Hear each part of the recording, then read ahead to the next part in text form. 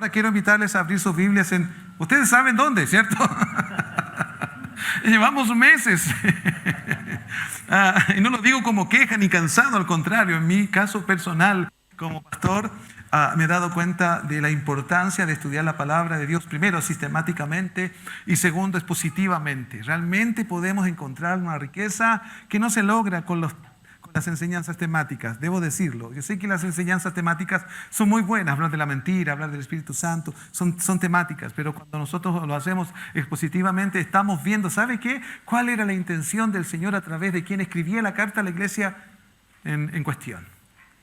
Y ese aspecto histórico, espiritual, histórico, geográfico, nos da una idea más clara de qué es lo que estaban viviendo nuestros primeros hermanos en Cristo. Y eso hace que también ese efecto se replique en nosotros para saber si estamos viviendo las mismas situaciones o tenemos que aplicar ciertos principios y obedecer mandamientos con respecto a la vida que o vivieron ellos y que estamos viviendo nosotros. Por eso el Señor en su soberanía y a través de la guianza del Espíritu Santo nos permite estudiar la Biblia y escuchar la palabra, la predicación, la exhortación de esta manera. Quiero decirles que esta es para mí la mejor manera de enseñar la palabra del Señor.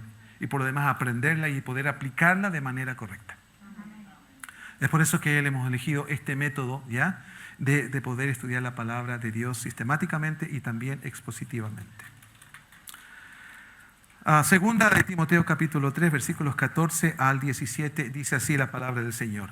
Pero persiste tú en lo que has aprendido y te persuadiste, sabiendo de quién has aprendido y que desde la niñez has sabido las sagradas escrituras, las cuales te pueden hacer sabio para la salvación por la fe que es en Cristo Jesús.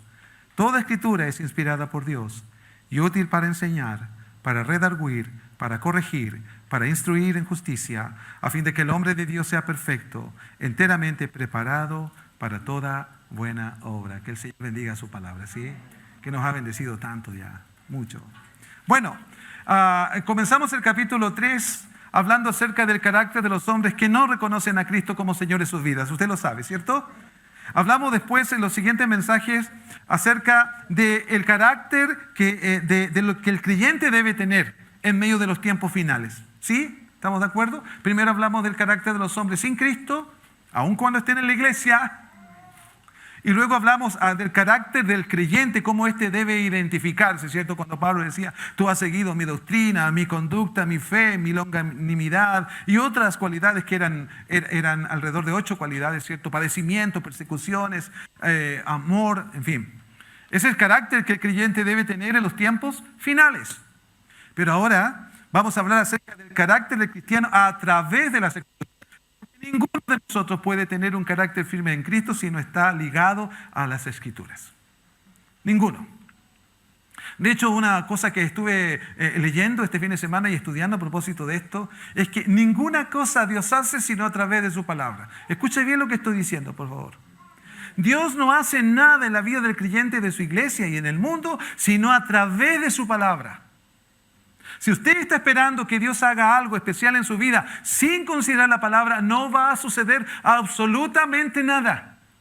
De hecho, el profeta Isaías en el capítulo 55 dice que cuando Él envía su palabra, riega la tierra, ¿cierto? Moja toda la tierra y hace que esa semilla crezca, y que a Él no volverá vacía su palabra. O sea, incluso lo que Dios hace en la tierra, en la creación, es por medio de su palabra.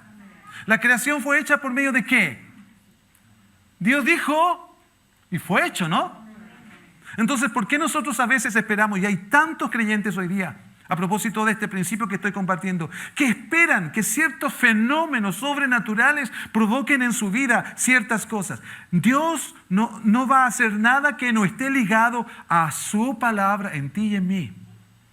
Y los que han experimentado la palabra del Señor saben realmente que la palabra del Señor es veraz, es viva y eficaz. Amén.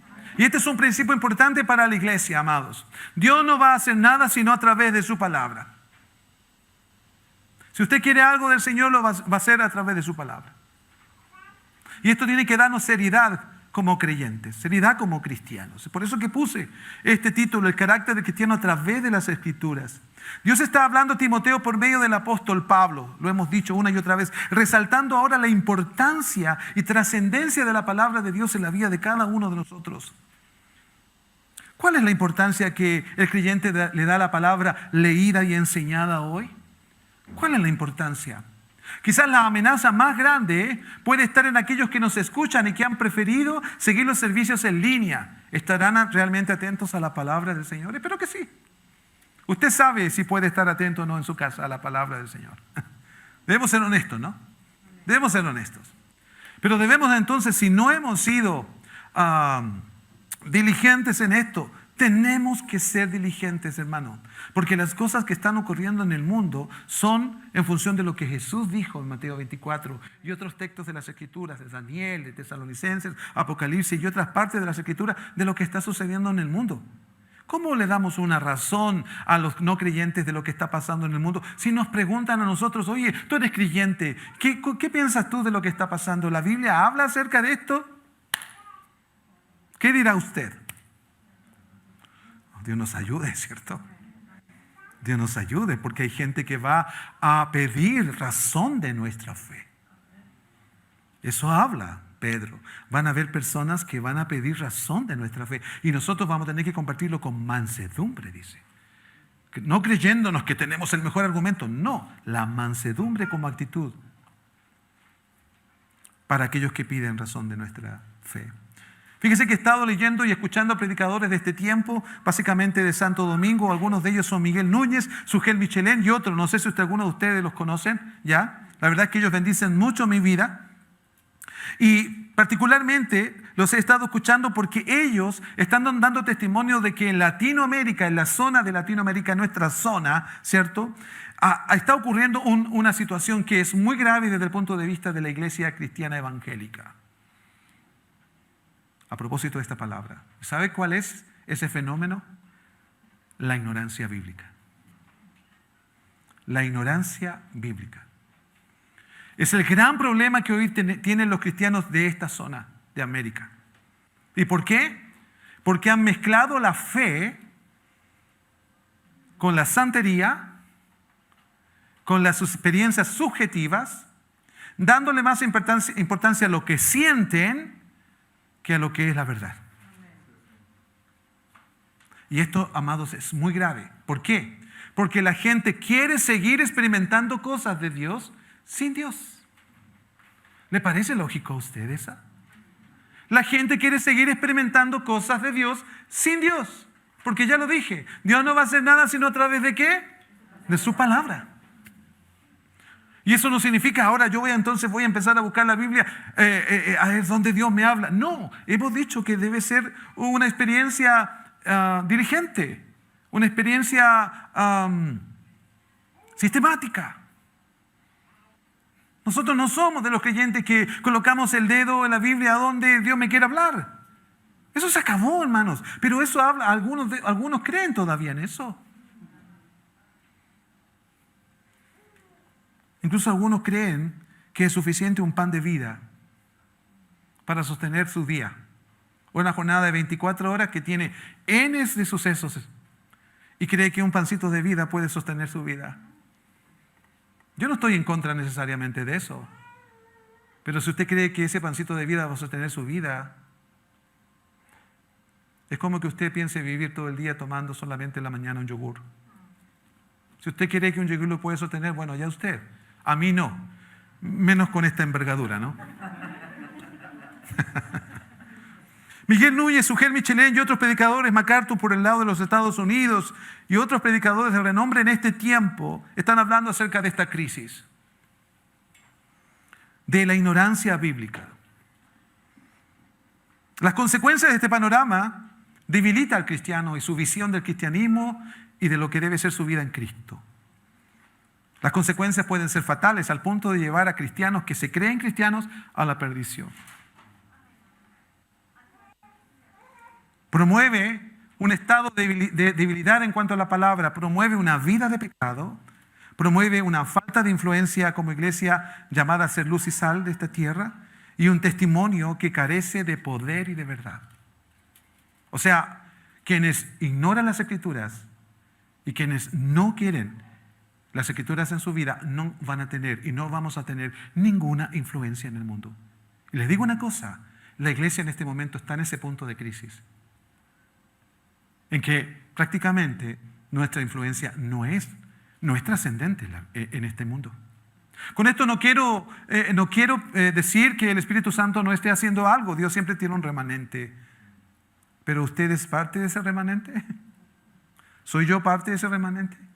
¿Soy una persona que está afectando al mundo con el evangelio que yo digo predicar? ¿Hay gente que se está enojando conmigo por ser cristiano? Porque puede ser una evidencia. No por mi mal testimonio, sino porque estoy viviendo y haciendo la verdad. Paralelamente, la ignorancia bíblica ofrece una oportunidad abismante para los agoreros de este tiempo. O sea, ni siquiera solamente nuestro descuido en la palabra, sino que hay quienes se aprovechan de esta situación. Falsos maestros y profetas que hacen un espectáculo de la fe y atraen a los incautos, creyentes deseosos de entretención. La iglesia no está para entretener a los hermanos. ¿Podemos vivir momentos de alegría? Sí, por supuesto, porque dice el Señor que donde están los hermanos juntos y en armonía, Él envía bendición, ¿cierto? Allí. Pero nunca debemos hacer del púlpito una entretención o de las cosas que se hacen aquí una entretención. No estamos para entretener a la gente mientras la gente se muere y se va al infierno. Hebreos 5, 11, 14 dice: acerca de esto tenemos mucho que decir y difícil de explicar, por cuanto os habéis hecho tardos para oír, porque debiendo ser ya maestros, después de tanto tiempo tenéis necesidad de que os vuelva a enseñar cuáles son los primeros rudimentos de la palabra de Dios. Ya habéis llegado a ser tales que tenéis necesidad de leche y no de alimento sólido, y todo aquel que participa de la leche es inexperto en la palabra de justicia. ¿Por qué? Porque es niño. Pero el alimento sólido es para los que han alcanzado madurez, para los que por el uso tienen los sentidos ejercitados en el discernimiento del bien y del mal. El otro día estaba con un hermano compartiendo acá en la iglesia y le preguntaba: ¿dónde estás? ¿Dónde estás tú en este momento de tu vida en Cristo? De acuerdo a ciertas experiencias que él está viviendo. ¿Dónde estás? Le conté mi experiencia acerca de esta pregunta que me hice cuando a los meses de que nuestra hija Cote había partido al Señor, y yo lloraba cuando venía de grabar el segundo volumen que se llama Me Guiarás. Venía llorando, ¿cierto?, por la costanera norte ahí, y luego pasaba a la autopista El Sol y ahí y seguía llorando, porque extrañaba a mi hija. Y le dije al Señor, con un tono de desesperación y angustia, pero también de fe, de saber que Él podía responderme. No sé de qué manera, en una noche tan oscura, tanto porque era noche y por lo que sentía en mi alma. Y le pregunté al Señor: ¿dónde estoy? No es que estaba en un auto y en la autopista El Sol. ¿Dónde está mi vida hoy? Y el Señor me comenzó a hablar, no en ese momento, no escuché ninguna voz, sino que encontré una enseñanza que tiene que ver acerca de los pasos que vive una persona cuando muere un ser querido, las seis etapas. Y fue maravilloso encontrar, porque cada una de esas etapas estaba fuertemente reforzada por la palabra del Señor. Al final descubrí dónde estaba. Y eso me ayudó mucho a saber dónde Dios me estaba llevando también. Y junto a mi familia, y junto a la iglesia. La pregunta de hoy es: ¿dónde estás tú con respecto a la voluntad de Dios para tu vida? Porque el texto de Hebreos, no sé si lo escuchaste bien, es fuerte. Está diciendo: porque debiendo ser ya maestros. ¿Cuánto tiempo llevas en Cristo? Después de tanto tiempo, tenéis necesidad de que os vuelva a enseñar cuáles son los primeros rudimentos de la palabra de Dios. Si te estás justificando mucho porque no eres la persona que debe ser en Cristo en este momento, es justamente una señal de que estás lejos o alejado de la estatura que ya debieras tener en Cristo.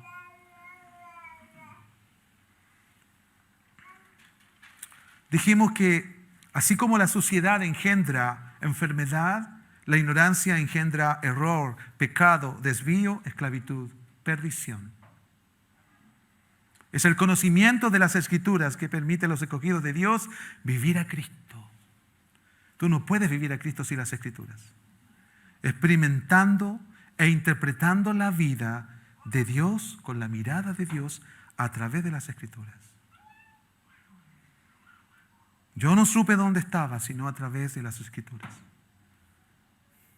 Recuerde que hay estadísticas a propósito de esto, acerca de cuánta ignorancia a veces o cuánto progreso espiritual pueden tener los cristianos con respecto a la Biblia. No sé si me abre esto acá, pero voy a intentar buscar esta referencia. Deme un segundo, por favor. Mire, vamos a hacer una pequeña estadística acá. Vamos a suponer que hay 100 creyentes aquí en esta tarde. Según esa estadística que se hizo en Estados Unidos, donde algunos piensan que en Estados Unidos hay más compromiso bíblico que en Latinoamérica. Pero lo vamos a aplicar a nosotros. De cada 100 cristianos, 32 leen la Biblia diariamente.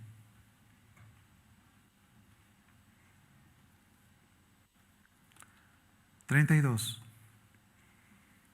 Aquí, bueno, cada uno va sumando, ¿cierto? Va calculando. 27 de cada 100 personas dijo leer la Biblia varias veces por semana. 27, pero varias veces por semana, no todos los días. 12 de cada 100 lee la Biblia una vez a la semana. 12. O sea que aquí puede haber 12 personas o menos que leen la Biblia una vez por semana. 11 de cada 100 dijo que meditabas en las Escrituras varias veces cada mes. 11 personas. 5 de cada 100 personas dijeron que leían una vez cada mes. 12 de cada 100 admitieron que rara vez o casi nunca leían la Biblia. Ojo que todas estas personas pueden estar aquí. ¿Le toca algo a usted de esta estadística? Porque si le toca algo, usted es parte de esta estadística. Y yo también. Yo sé que a algunos no les gusta leer mucho la Biblia, porque si no estaríamos todos leyendo la Biblia en un año. Y ya tenemos algunos que han abandonado.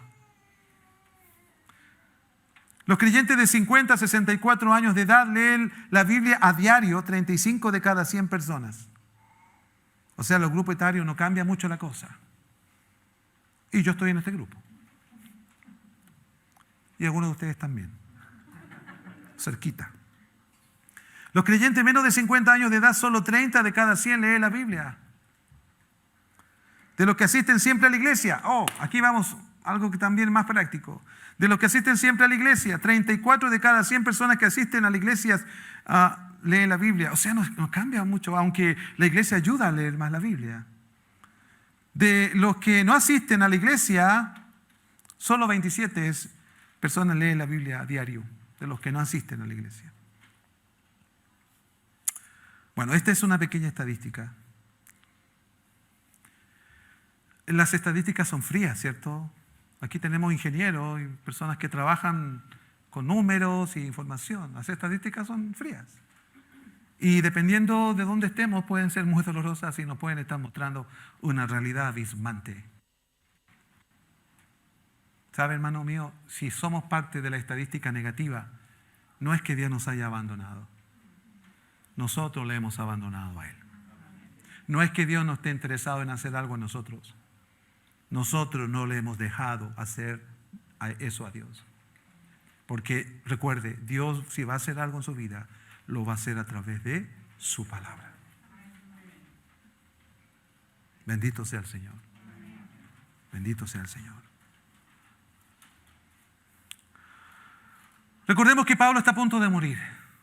Su segunda carta tiene ese sentido, tiene esa esencia. Pablo está a punto, fíjense, nosotros estamos en el capítulo 3, llegando casi al final del capítulo 3, queda solo un capítulo de esta carta, en donde Pablo ya comienza a despedirse literalmente.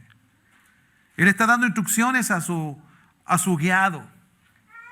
Maravilloso ser guiado en la vida. A veces desperdiciamos a quienes pueden guiarnos y de mejor manera.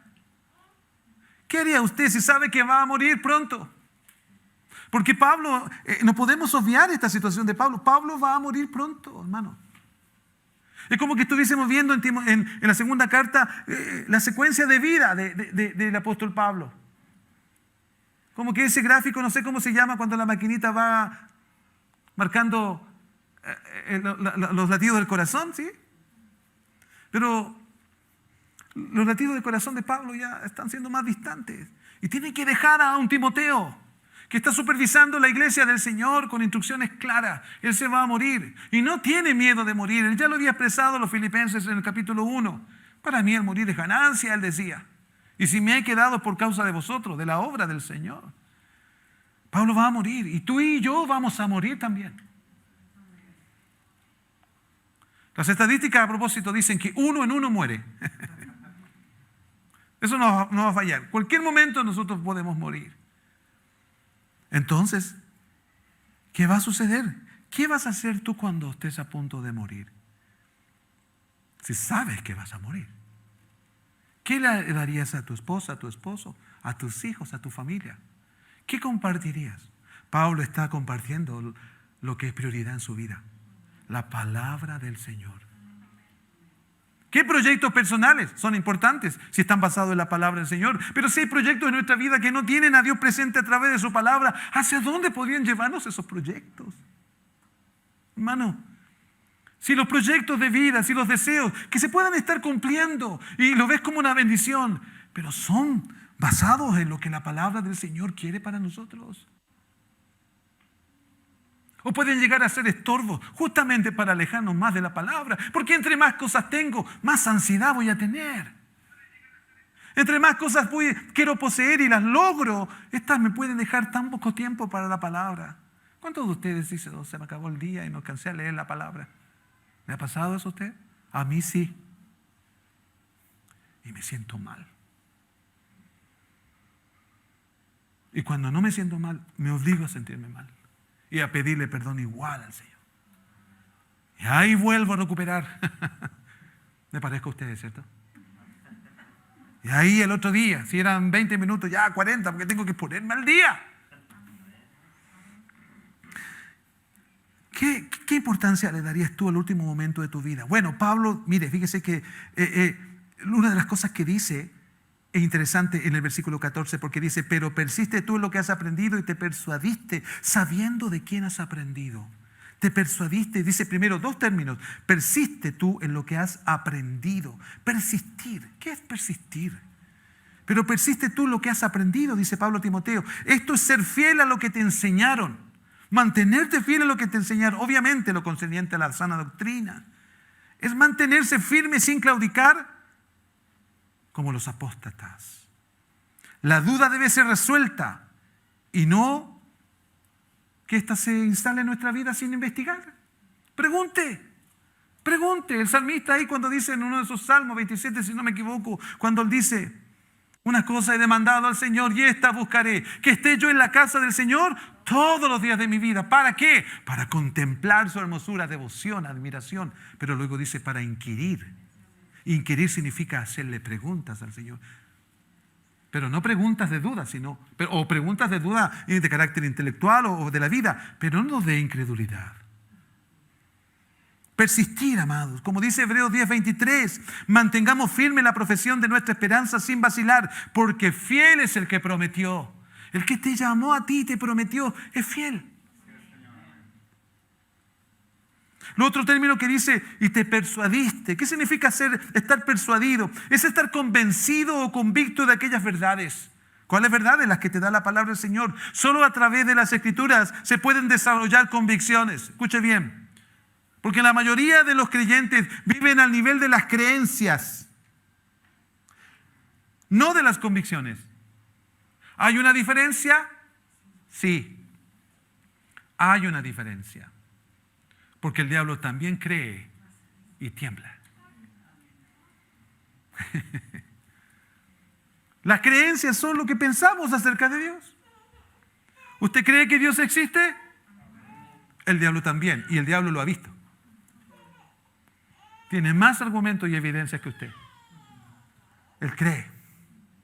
Entonces, aquí Pablo dice, te persuadiste. O sea, te convenciste. Crear convicciones significa que a pesar que las cosas puedan estar mal en mi vida, yo sigo creyendo que el Dios que me llamó y prometió que Él me iba a dar su paz y consuelo en ese momento, yo lo creo, lo afirmo y lo vivo, lo experimento. Pero el que vive a nivel de las creencias va a dudar. El que vive a nivel de las creencias va a pensar, bueno, ¿y Dios dónde está? Y fíjese que aquel que vive a nivel de las convicciones tiene posibilidades de que su conducta sea transformada. Dije 3 palabras con la letra C: creencias, convicciones y conducta. La conducta no es transformada por las creencias. La conducta es transformada por las convicciones. Y las convicciones tienen que venir de un corazón que está siempre a los pies de Jesús, escuchando su palabra. Marta estaba turbada, pero tenía a Jesús enfrente. Ella vivía a nivel de las creencias. Marta vivía a nivel de las creencias porque tenía a Jesús ahí. Pero ella estaba afanada y turbada, sin tener paz en su corazón. No era problema, no era pecado lo que estaba haciendo. El problema fue que ella lo estaba haciendo sin paz en el corazón, porque Jesús le dice: Marta, Marta, afanada y turbada estás con tantas cosas. El problema no son las tantas cosas, es cuando éstas nos sacan de la paz de Cristo, sonamos. Somos esclavos de la ansiedad, del estrés, andamos enojados, ¿cierto? Echamos a perder el ambiente, en fin. Pero María desarrolló convicciones porque ella consideró que era más importante, en vez de estar haciendo por otros con mazamorra que a mí me encantan, dijo: voy a escuchar al Maestro, a mi Dios. Y ella recibió elogio. Pero también Pablo dice, estando persuadido de esto, que el que comenzó en vosotros la buena obra la perfeccionará hasta el fin de Jesucristo. Efesios 1:6. Dice Pablo también, sabiendo de quién has aprendido, en este versículo 14. O sea, Timoteo recibió instrucción, no solo de Pablo. ¿Sabe de quién más? De su abuela y su madre. De su abuela Eloida era, ¿no? Eunice, ¿no? Respectivamente. Recibieron. Timoteo recibió. O sea, su aprendizaje es concreto. Hay un traspaso de fe y de legado de fe a su vida. Yo conté la experiencia que yo he tenido en la iglesia y con pastores en mi vida. Yo nombré pastores en mi vida. Nombré al pastor Juan Carlos la semana pasada. Pero han habido también otros hombres que me han enseñado, y mujeres también. Mi hermana Juana Cir, que está en la presencia del Señor. Pastor Juan Núñez, allá en Cerro Navia, en la iglesia. Pedro Sánchez, al cual ustedes algunos conocieron. Gracias al Señor por aquellos hombres y mujeres. Gracias al Señor. Parte de lo que soy es porque ellos fueron diligentes. Y el Señor me permitió a mí también ser y aprovechar esa oportunidad. La elección cuidadosa de quién o quiénes dejaré. Y el pastor Hugo, cuando era pastor en la iglesia también. Él en una oportunidad, lo voy a decir. Pasa que lo he dicho, pero lo voy a decir.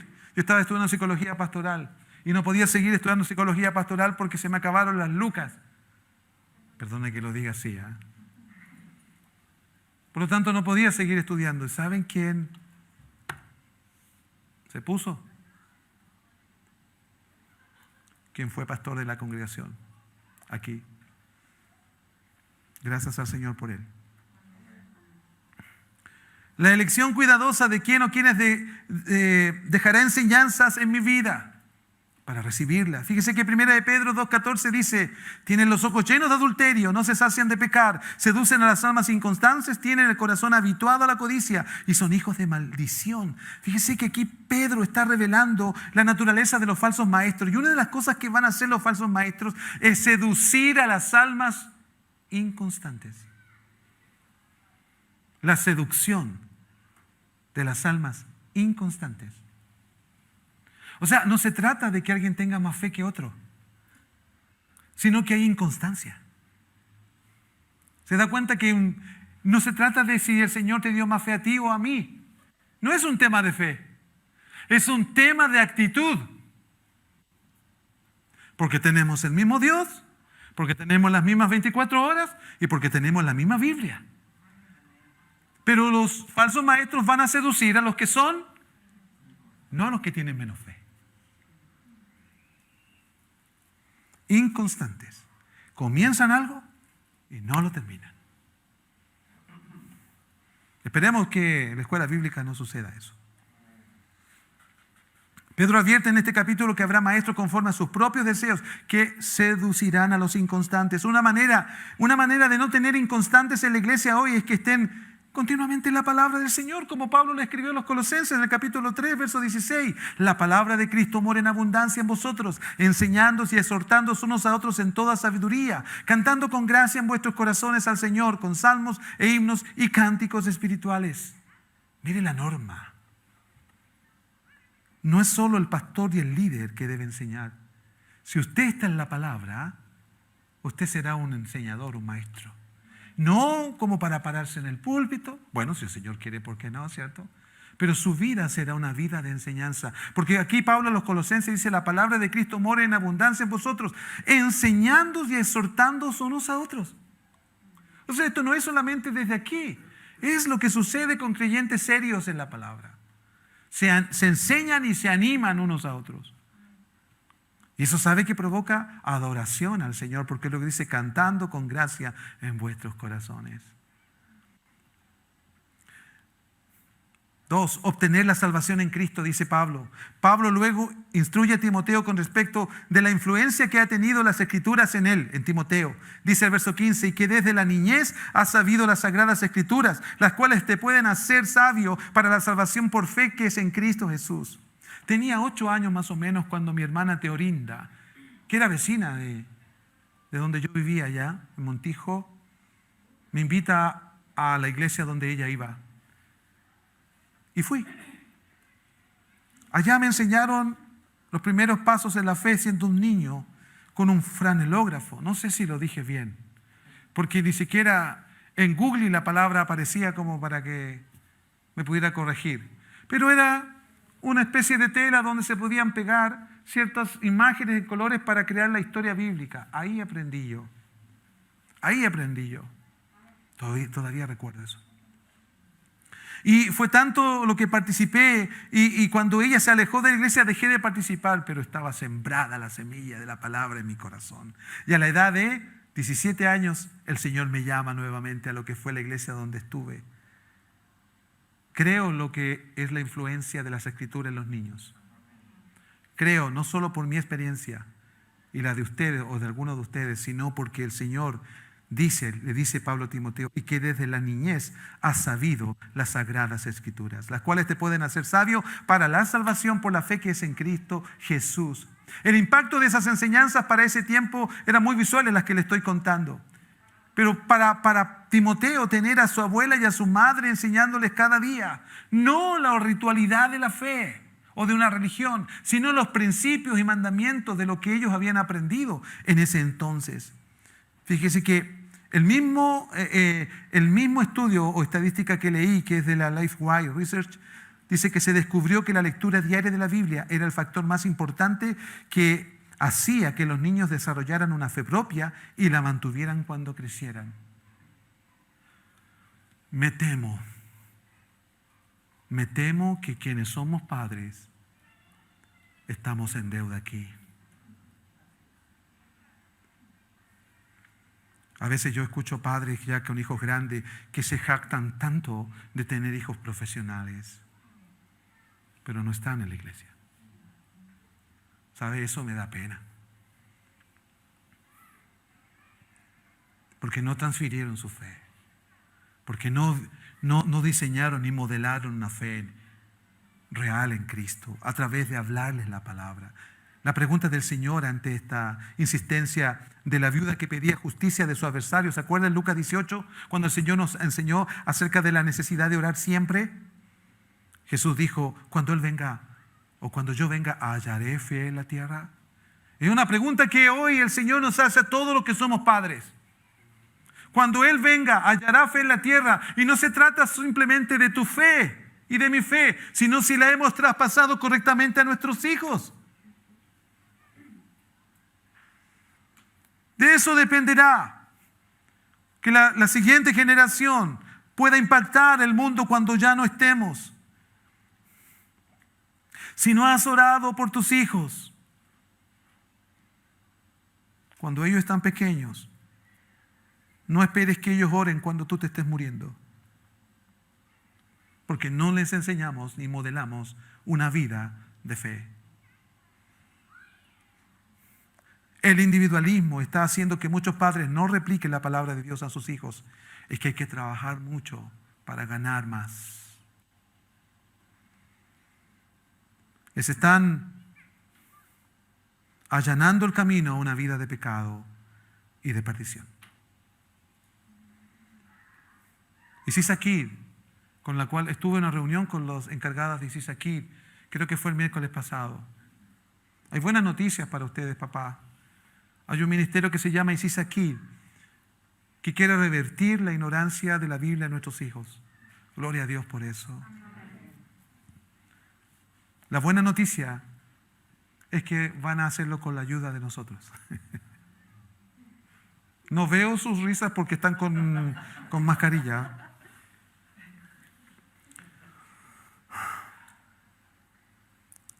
Ellos delinearon parte de lo que es el proyecto de Sisaquid, de enseñar la palabra de Dios y hacer que los niños tengan más vinculación con la palabra del Señor, con sus padres aprendiendo la palabra del Señor, modelando dentro de los propios ambientes que se pueden hacer en la iglesia con los niños para que hayan ambientes donde la palabra del Señor esté presente. Pero vamos a tener trabajo también los padres, que no debiera ser trabajo.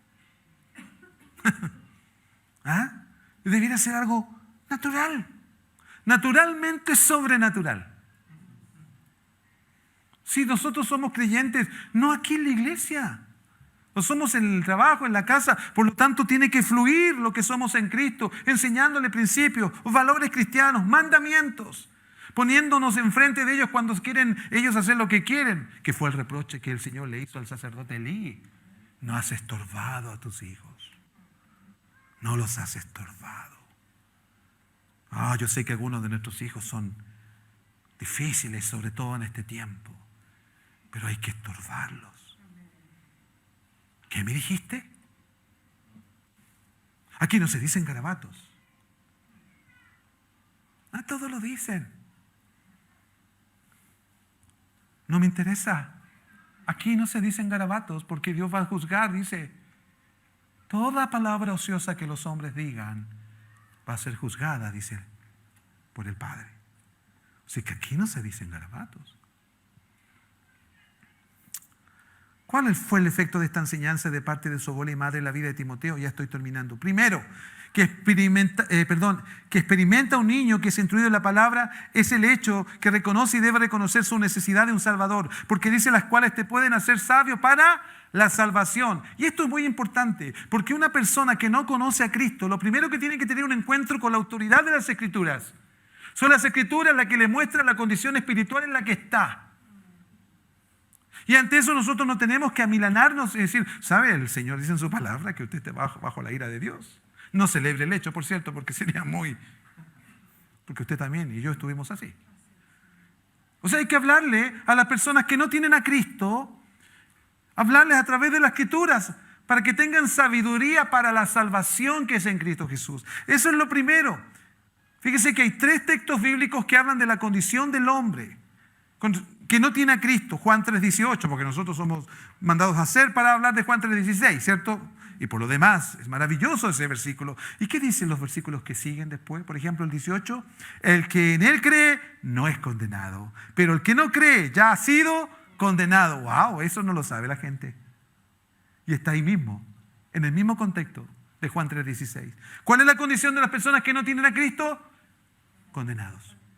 Que no creen en Cristo. Están condenados. ¿Qué dice Efesios 2:1? Y Él os dio vida a vosotros cuando estabais muertos en vuestros delitos y pecados. Están muertos espiritualmente. Y tercero, Mateo 7:13-14. Entrad por la puerta estrecha, porque estrecha es la puerta y espacioso el camino que lleva a la perdición. Están perdidos.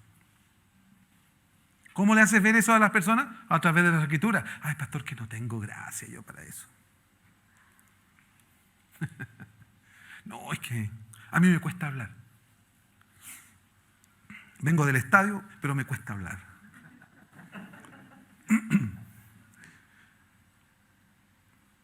Y aunque te cueste, porque Pablo decía a los romanos, porque el Evangelio es poder de Dios. No se trata de ti, ni de mí, con cuánta elocuencia. Imagínense que a veces uno puede tener tanto denuedo, ¿cierto? Tanto conocimiento como Apolos en el libro de los Hechos. Pero él sabía hasta el camino de Juan nomás, hasta el bautismo de Juan. Priscila y Aquila, que a lo mejor no eran tan populares ni hablaban tan bonito, dice que lo tomaron aparte y los corrigieron. Un matrimonio cristiano. Hermanos amados. En segundo lugar, Pablo le indica a Timoteo que las Escrituras nos hacen sabios para la salvación. Primero, las Escrituras muestran la condición de los no salvados para que lleguen a ser salvos. Y segundo, las mismas Escrituras hacen que el creyente sepa lo que ha experimentado en cuanto a salvación. Qué maravilloso el efecto de la palabra, ¿cierto? Como dice Efesios 2, 8, 9, porque por gracia sois salvos por medio de la fe. Y esto no de vosotros, pues es regalo de Dios, no por obras para que nadie se gloríe. Ese soy yo. He sido salvo por medio de ¿qué? De la gracia del Señor. ¿Quién me lo dijo? Las Escrituras. Lo mismo dice 1 Juan 5, 13, 14, uno de mis pasajes favoritos. Estas cosas os he escrito a vosotros que creéis en el nombre del Hijo de Dios, para que sepáis que tenéis vida eterna y para que creáis en el nombre del Hijo de Dios. Y esta es la confianza que tenemos en Él, que si pedimos alguna cosa conforme a su voluntad, Él nos oye. Estos son versículos que me hablan y otros tantos que hay de mi seguridad de ser salvo. Soy salvo. Las Escrituras me lo dicen. No tengo que sentirlo, ni tiene que venir un predicador populista a decirme o hacerme dudar de la salvación. Las Escrituras reafirman quién soy en Cristo. Él me escogió desde antes de la fundación del mundo. Él me predestinó, Él me eligió y Él me selló con su Espíritu Santo. ¿Qué lo dice Efesios capítulo 1? Las Escrituras. Y en tercer lugar, para ir terminando, dice, y en ninguno y otro hay salvación. Porque en tercer lugar dice que esta salvación es ¿en quién? En Cristo Jesús. Que no hay otra posibilidad de ser salvos, como dice Hechos 4:12. Y en ningún otro hay salvación, porque no hay otro nombre bajo el cielo dado a los hombres en que podamos ser salvos. Y a los amigos que nos están viendo, si tú no tienes a Cristo en el corazón, a ti te hablamos aquí. Si no tienes a Cristo en tu corazón, ven a Él. Y si has escuchado este sermón y has sido impactado, es porque el Señor te está llamando. Dile sí a Jesús, arrepiéntete de tus pecados. Arrepiéntete, dile al Señor, he fallado. Te he fallado a ti, Señor. No solo a otros y a mí mismo, te he fallado a ti. He hecho las cosas contrarias a lo que tú eres, Señor. Perdóname, me arrepiento. Porque hay que hablar del arrepentimiento, pues. Porque ya no se predica el arrepentimiento. Y lo que Jesús, lo primero que dijo cuando comenzó a enseñar en el Evangelio de Marcos, dice, arrepentíos, porque el reino de los cielos se ha acercado.